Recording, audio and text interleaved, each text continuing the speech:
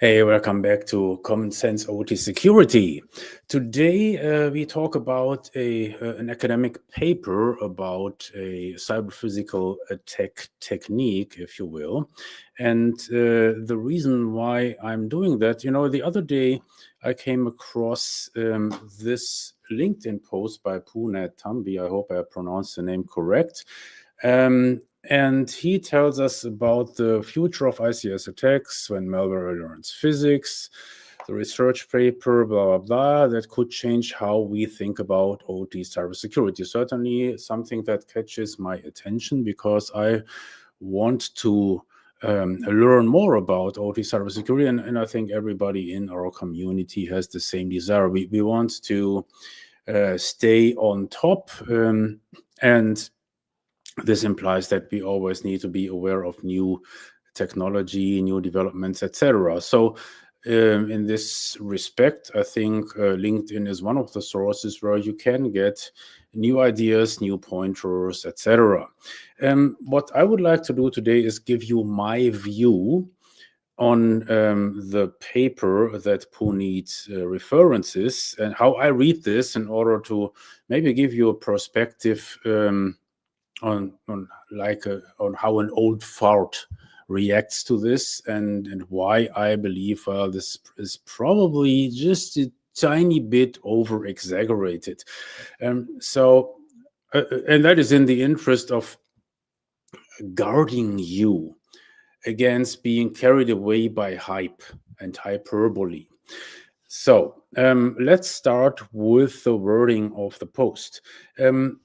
If that is something that could change how we think about OT cybersecurity, I have to wonder why it didn't happen already, because this paper that is attached to the post is 8 years old. It's from 2017.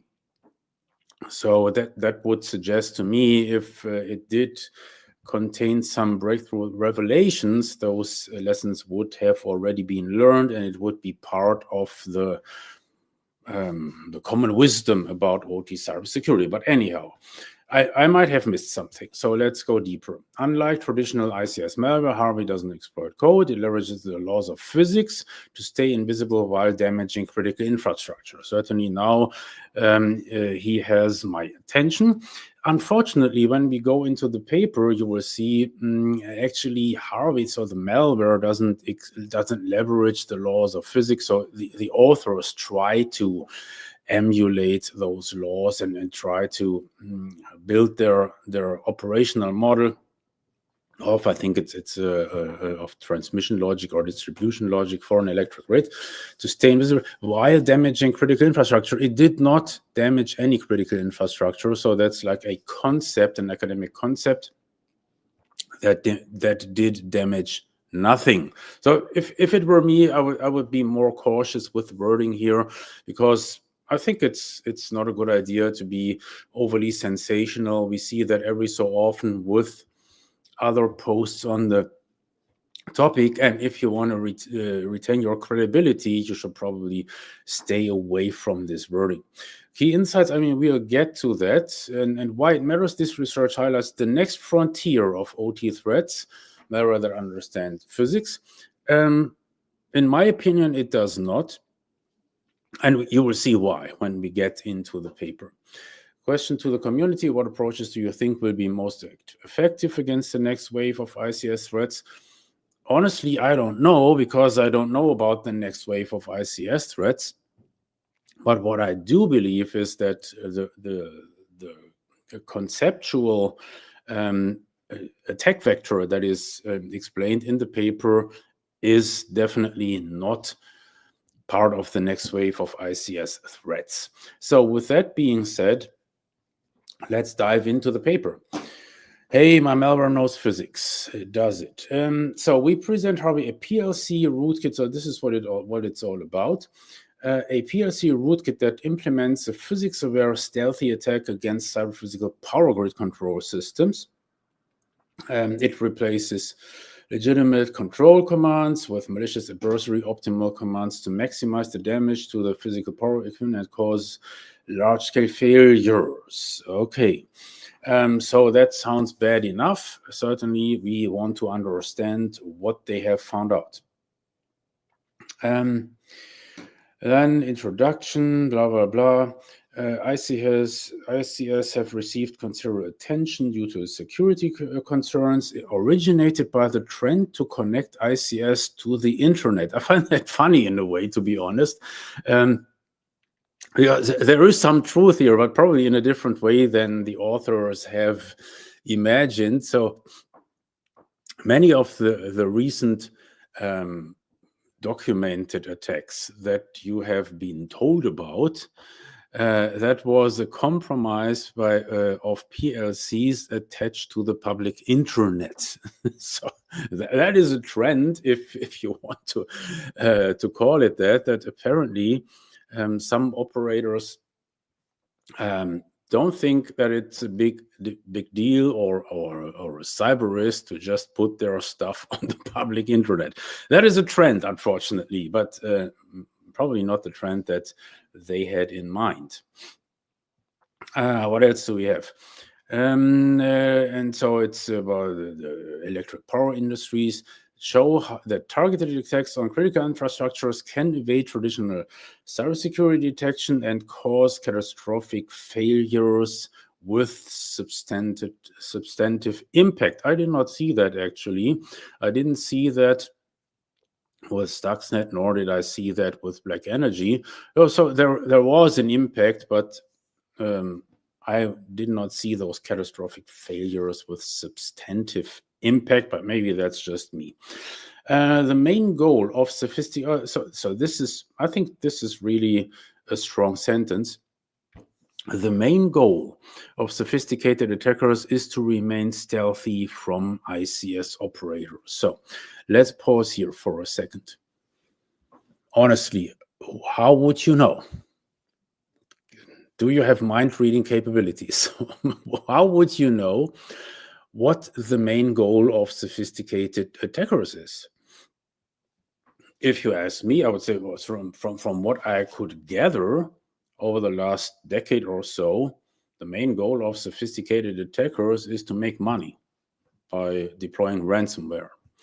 But, why do I bring this up? Because in my opinion, this is really, really misleading. You will see in the as we go through the paper, this is picked up every so often. Yeah, the stealthiness that is so important, and I will tell you later on why I think this is off.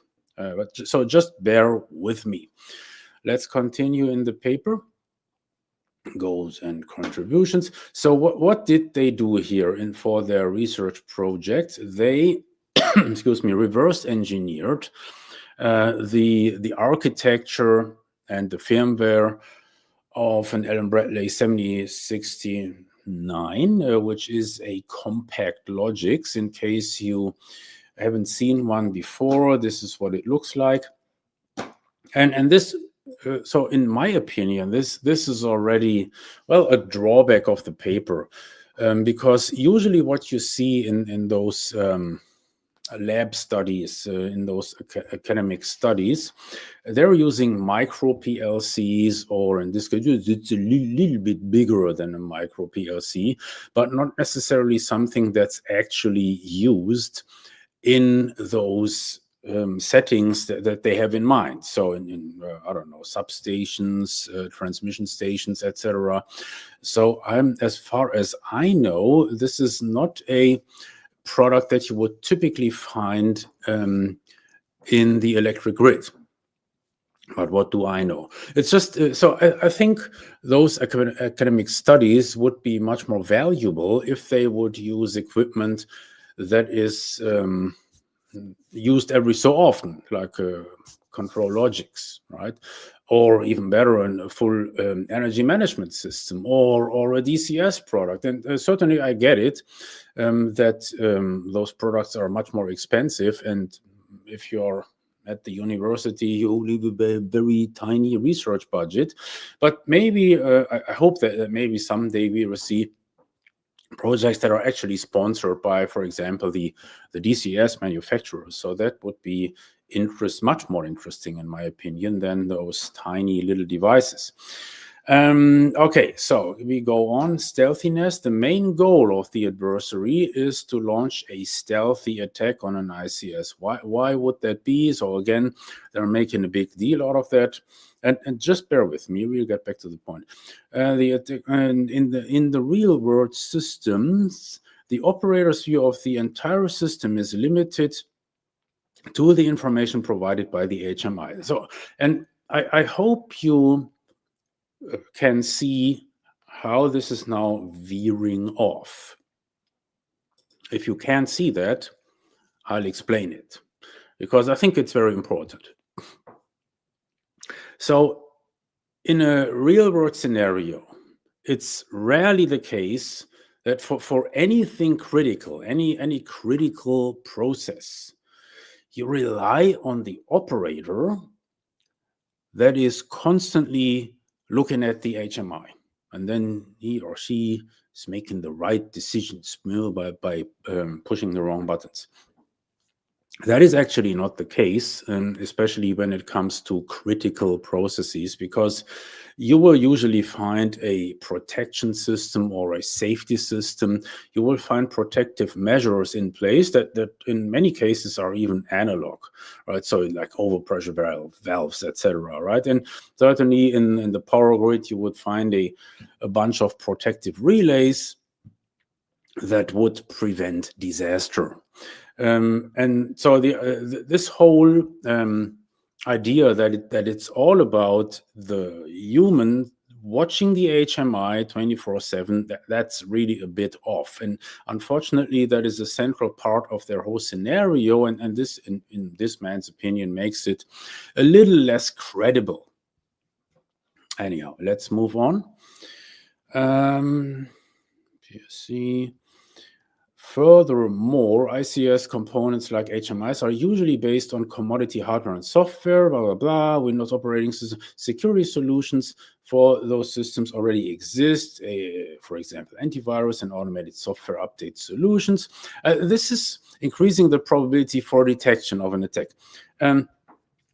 I find so this is rather interesting, because again the logic is getting shady here. the logic is leaving the strain of argument, if you will. So now they're telling us, okay, so they are for their scenario they're not trying to infect the HMI because, well, we assume there is antivirus on there, it's up to patch, etc. And two things are noteworthy here. First, as most of you will know, no, that's actually not the case. So you will find a ton of SCADA systems, HMIs in the field that are not up to patch. Because they're running on Windows 7, for example, right? And the engineers disabled the antivirus years ago because they experienced latency. Right? So that is interesting, in my opinion. And the other thing that's probably even more important, please, now listen carefully. Wouldn't you, so if you anticipate, no, the HMIs, they're protected area, wouldn't you expect the same level of protection for the engineering stations, my friends? I would assume that, right? And if that is the case, how do you intend to infiltrate? We'll get back to that later. Okay, let's move on. So this means that the effects of the attacks can neither be detected by human operators nor by security tools like intrusion detection systems. Okay, so basically their scenario is we will compromise the firmware of the compact logics. And by doing that, we can interfere with the inputs and outputs. So we do pretty much what Stuxnet had done. So the first version of Stuxnet for the 417, the second version did not do that. We will split the physical reality from what the PLC sees, and by doing that also from what the operator sees. So, and if that works, it is invisible to the human operator and also by the security tools. Well, guys, that might be the case, but you're building up this tension here because this man still wonders about how do you intend to infiltrate. so this concern is growing in my head.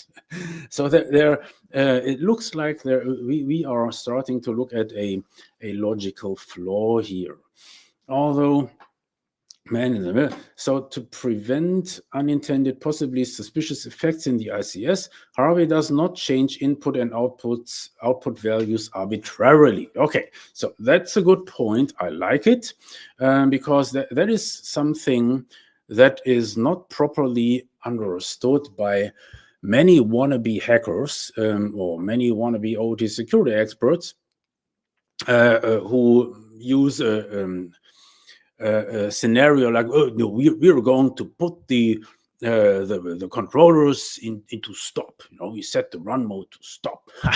There you have it, you operators and asset owners. And actually, by doing that, you're not creating a lot of damage, because when you put the PLC in stop, and then the output's already energized, and then the process stops in an orderly manner. And they have understood that. That's good. And for that reason, they want to only make some minute changes. Okay, so it's not arbitrary.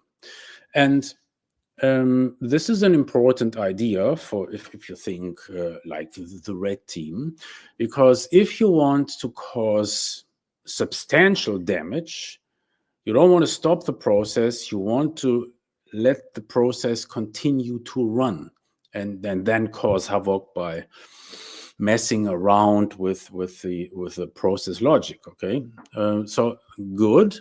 However, I think what they miss is, in order to do that, and you will see that in the paper, they think, well, now you must bring in the physics knowledge, the Kirchhoff's law, etc. And actually, that's not the case. It's something that we have demonstrated back in 2008 with a proof of concept that we called the eye opener, and where we demonstrate, well, you don't need to have any insider knowledge. You just need to apply small changes to the process variables, and that is going to leave the process running, but still it's going to cause havoc. Okay, and you can do that, as I said, without any process knowledge. It's just you just make sure that the changes you apply are within 5 or 10%, and trust me, that is going to be good enough to cause big trouble.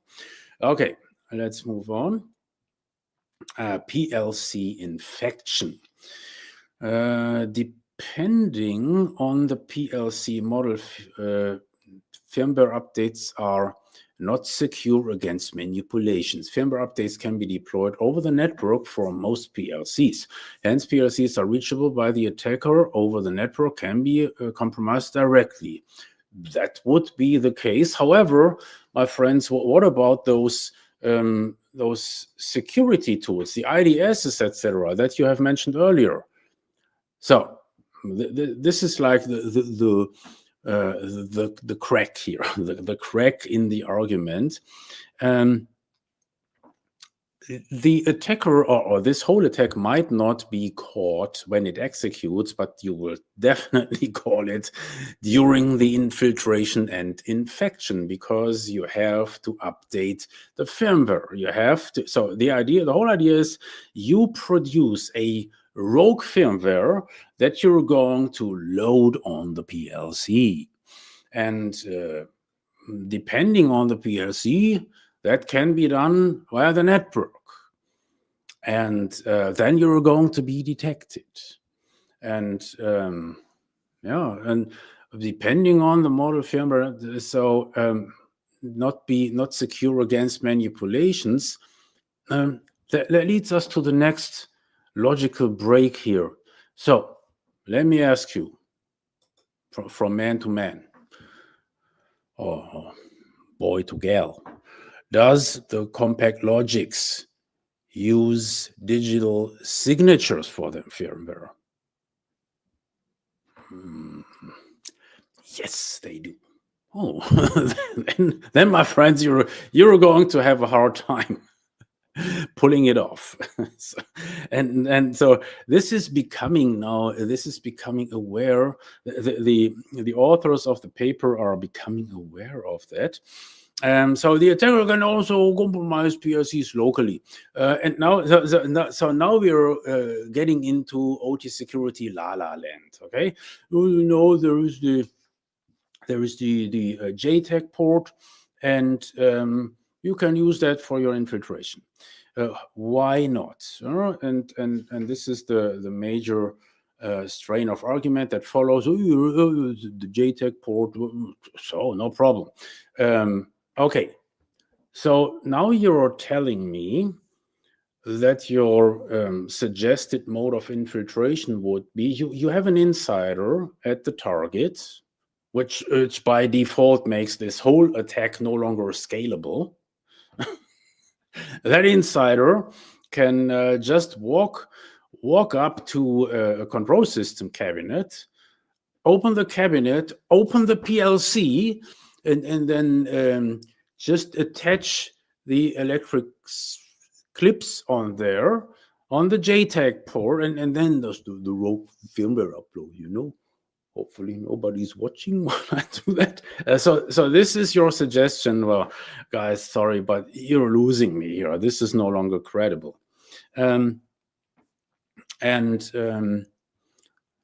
Therefore, well, I think that's a fail, and that is not the future of ICS attacks, Puneet. And then the other thing that I don't like here, in particular, the compact logics is widely used in several safety critical infrastructure applications, such as power grids, oil and gas refineries, and medical devices. Guys, no. So this is mostly for the IT viewers. Okay, please get it in your heads. The safety is a reserved term in our space. Safety comes with its own implications. When we talk about safety, it means risk to life and limb. And in that particular case, when it comes to that, you don't use a compact logics. That's not a thing. So, your whole plant will be shut down by OSHA. It's ridiculous. So the compact logics is not used for safety critical processes. So keep it in your head, IT guys. Every engineer knows this, or at least should know this. This has nothing to do with safety. Safety is a beast in its own right. So it's not safety critical. Okay, let's finish our paper here. About firmware updates. Okay, so firmware. Guess what? Firmware updates are protected by cryptographic means. They're using delivered through the certificate, blah blah blah. This makes it practically impossible for an attacker to change the firmware and install it on the PLC. Oh, how is that? So if you asked me, then this fact that you present here, that's an objective fact, that destroys your whole line of argument. That means, well, we're good. You no longer have to worry. And that's, in my opinion, very, very important to point out, because we see so many proof of concept. Oh, a new vulnerability here and there, and the sky is falling. If you read that, you should be terrified. I mean, I'm just saying. So there are some on LinkedIn who always come up with this bullshit. And what I would like you to learn is, why do we see so few cyber-physical attacks? Well, the answer is quite simple, because the environment that you as the hacker or the attacker intend to attack is complex. And unless you can actually get to that vulnerable system and deploy your finely crafted malware with all that Kirchhoff's law in there, etc., well, you have to pass so many hurdles that not even necessarily some security genius has put in your way. They're just part of the architecture. But certainly in this case, well, it was a security genius or just an engineer doing what he was supposed to do by securing the firmware with a digital signature, something that was, if I remember correctly, brought up even back in 2012 at the S4 conference by Reed Whiteman, where where Reed pointed out, I think it was Reed, and probably somebody can put it in the comments below, that this is an attack vector. Rogue firmware is an attack vector. You have also seen that in Ukraine play out, because so in the 2015 attack against Ukraine, where they bricked the RTUs or the gateways. I don't remember exactly out of my head what it was, but because that particular vendor didn't use digital signatures. Well, guess what? Rockwell does use digital signatures, and therefore that whole attack vector crumbles. It's no longer in existence. And maybe the worst piece of this whole paper is in that very same paragraph. But anyway, the attacker still has two options. He could attempt to find a pre-image hash collision for the hash, or you could factorize the public key used to sign the certificate. Yeah, absolutely. Certainly, why not? It's a piece of cake, right? It's something that you have done so many times. So again, this is the part where it's completely just drowning in BS. And then the remedy is, however, just bear with us.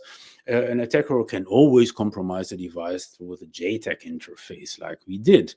Well, guys, good luck with that. Right? So you are totally losing me here with this argument.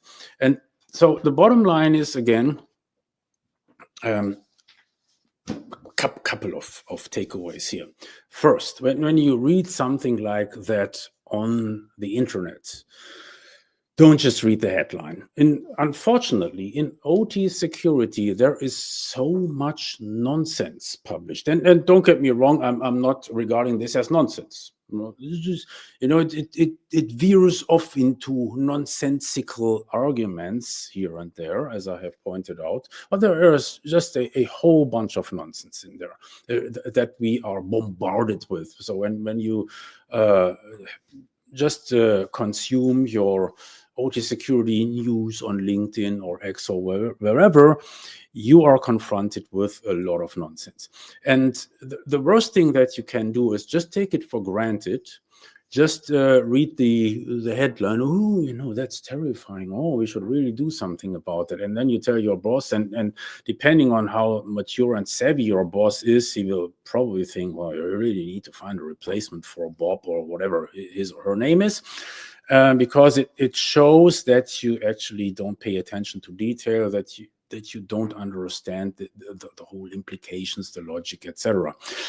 So that is, I think, very, very important. And read the whole thing if you believe at first glance, this seems to be very important. Oh, no, the next wave of ICS attacks. Read the whole thing and then use your common sense. So that is what I'm trying to do here. Obviously, if you think about the title of this webcast, use your common sense, and that tool is good enough. Just by using common sense, you will spot the nonsense. So you don't even have to be in OT security for a decade or two. You will spot the nonsense, because so when you think about what I just explained to you a minute ago, oh, infiltration, you can always use the JTAG interface. Guys, have you ever been into a real factory environment? Just try to open those control system cabinets. If you do that in a nuclear power plant, you will get shot. You'll be dead, seriously. And I mean, that is such a nonsense, and that is easy to spot. And I mean, I don't even put the full blame here on our academic research group from 7 years ago, because that is not something, so all these practical implications, that is not something that you would necessarily need to expect from students, if you will, but certainly from anybody who is in OT security in a professional capacity. I leave you with that. See you next week, same time.